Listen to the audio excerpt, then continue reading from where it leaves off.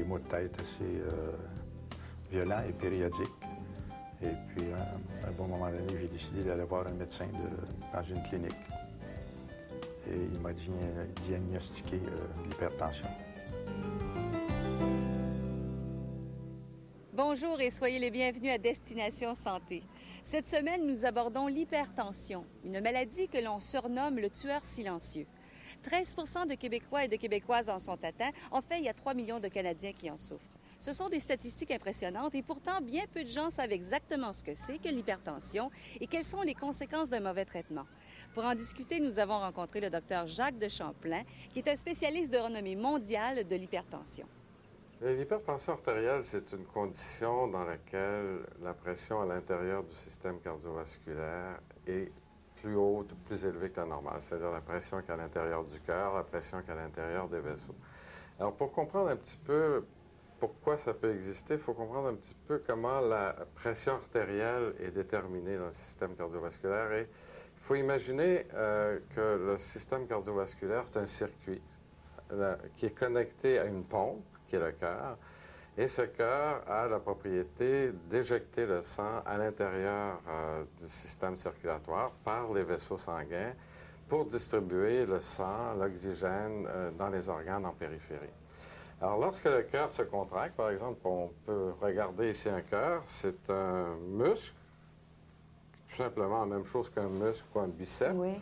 Et il se remplit de sang, et au moment où il se contracte, il détermine à l'intérieur du système une augmentation de la pression artérielle. Et à la fin de la contraction, on atteint une pression pour la normale de 120 mm de mercure. On appelle ça la pression systolique.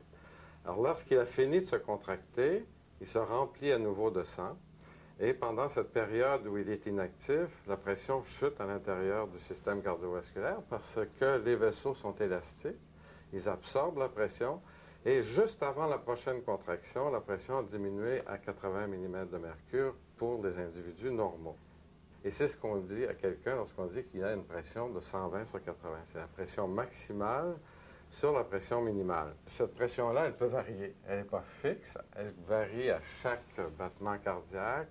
Elle peut varier aussi dans des conditions tout à fait physiologiques. Si vous faites de l'exercice, oui, si vous avez une émotion, si vous avez un stress particulier, il peut y avoir une augmentation temporaire de la pression artérielle qui se produit.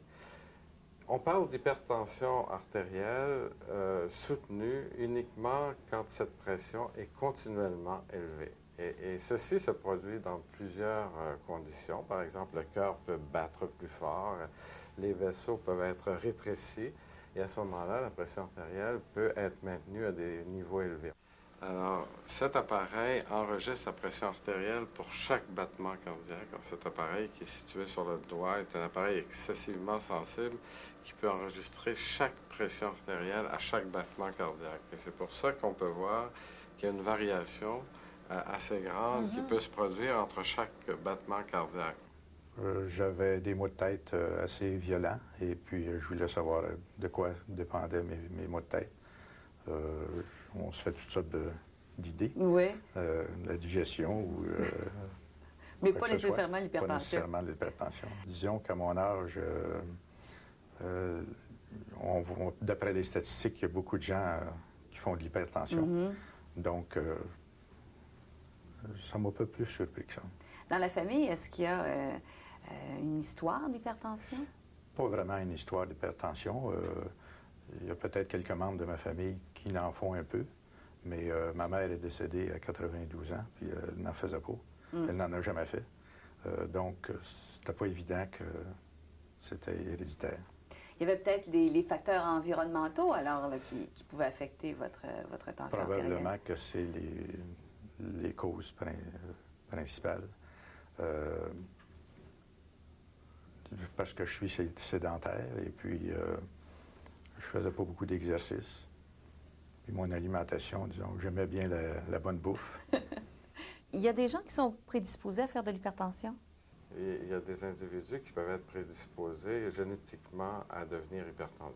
Ah, il y a un facteur génétique. Il y a plusieurs facteurs génétiques. On a pensé à un moment donné qu'il y avait un seul gène de l'hypertension artérielle, mais on se rend bien compte maintenant qu'il y a plusieurs gènes qui participent au maintien d'une pression artérielle élevée. Mais ce n'est pas uniquement la seule situation. Mais disons que dans des familles où il y a un ou plusieurs membres de la famille qui souffrent d'hypertension artérielle, on a peut-être un peu plus de chances de pouvoir développer l'hypertension artérielle. Et même si on a les gènes, ce n'est pas sûr qu'on va développer l'hypertension parce qu'il faut des facteurs environnementaux pour faire exprimer ces gènes. Par exemple, si on dit dans une famille que les individus sont plus sensibles au sodium, si l'individu ne mange pas d'excès de sodium, il ne deviendra pas hypertendu.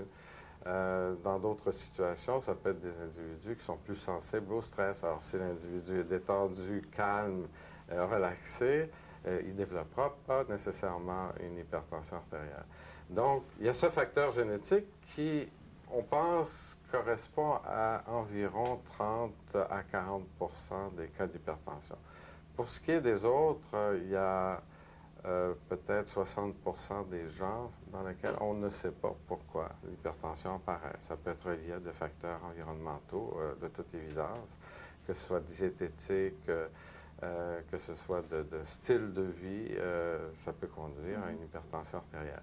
Mais il y a un petit 5 d'hypertendus dans lesquels on peut connaître la cause. Et ces cas, ce sont ce qu'on appelle des hypertensions secondaires à d'autres pathologies qui existent.